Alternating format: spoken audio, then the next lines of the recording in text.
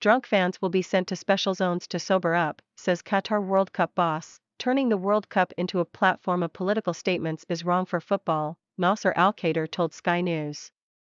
This is a sporting tournament that people want to come to and enjoy.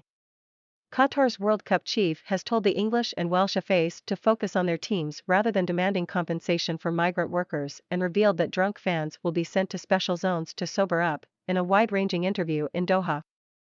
The capital, Nasser Al Khater, also told Sky News that enduring criticism of the tournament could be considered racist.He said, gay fans will be welcome to display affection and rainbow flags. FIFA will have to decide on captains wearing One Love armbands while cautioning against political messages by teams. Areas will be set up for drunk supporters to sober up, and 95% of tickets have been sold.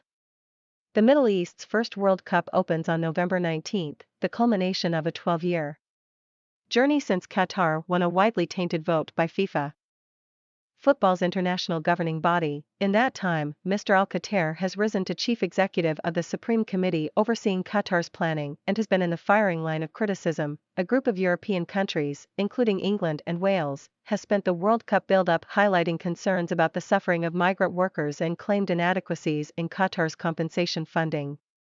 Mr. Al Khater told Sky News, a lot of people that speak about this issue on workers' welfare are not experts in the industry.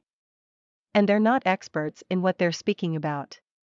And I feel that they feel obliged, that they need to speak.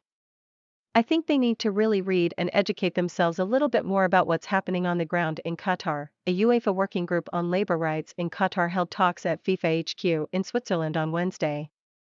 So when people come out and say, yes, we agree that there needs to be some sort of compensation fund, Mr. Al Khater said, they're just reading off a piece of paper, so let's leave that to the experts. And let us focus on football. Let the football administrators focus on their teams. And let's just leave it at that.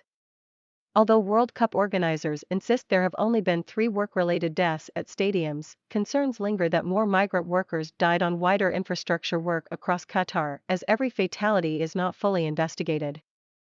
Mr. Al Khater pointed to Qatar improving labor laws and the introduction of a minimum wage, but Qatar is not prepared to change anti-LGBTQ+ laws to respond to concerns of visiting fans, but has insisted none will be discriminated against during the 29-day tournament and that gay fans can hold hands. All we ask is for people to be respectful of the culture, Mr. Al Khater said.